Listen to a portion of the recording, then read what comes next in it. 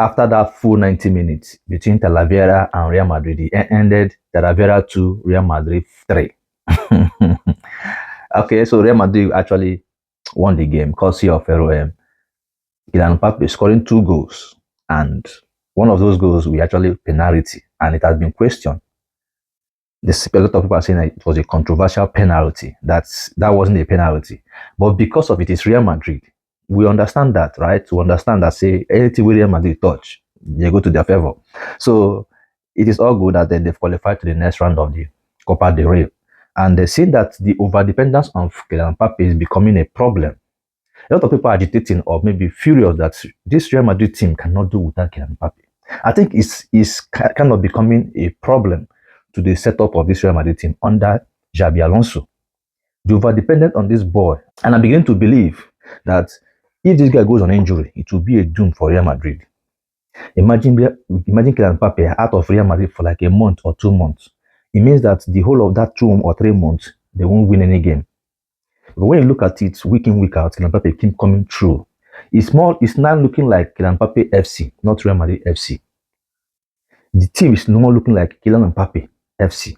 Because each week you hear that Kylian Mbappe scored, and well, I don't know how to put it, but I feel that the overdependence on Kylian Mbappe is going to be a problem in the future for Real Madrid, should in case injury comes in, right? So we cannot take away injury, because sometimes if this injury comes in or something happens and Kylian Mbappe, misses some games or through injury or whatever, it's going to be a problem to this Real Madrid setup. So far so good. They won the game, and I'm looking at Xabi Alonso, how he's been looking worn out of late, and seeing that these boys are not coming forth for him.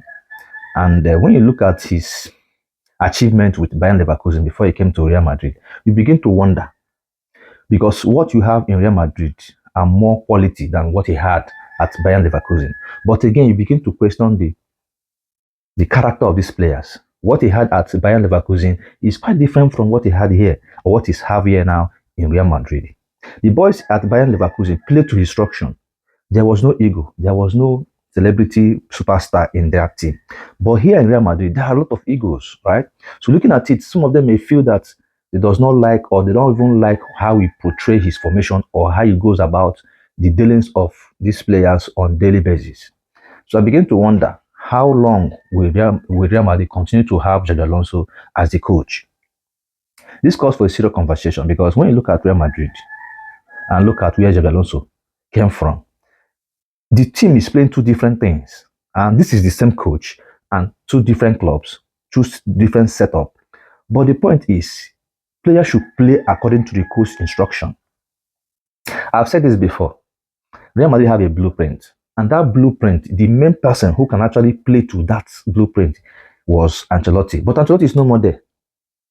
But Xabi Alonso, being the coach of Real Madrid, came in with his own blueprint, which I know that it will be difficult to alter that of Real Madrid.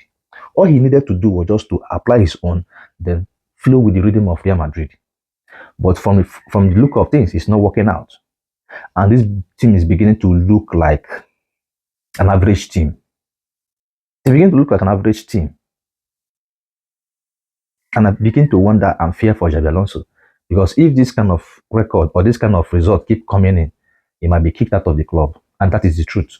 He might be kicked out of the club. This is what I perceive. Let's see why it goes anyway. Congratulations to Real Madrid for advancing to the next round of the tournament. Go ahead and tell me to think about this in the comment section. Let's go.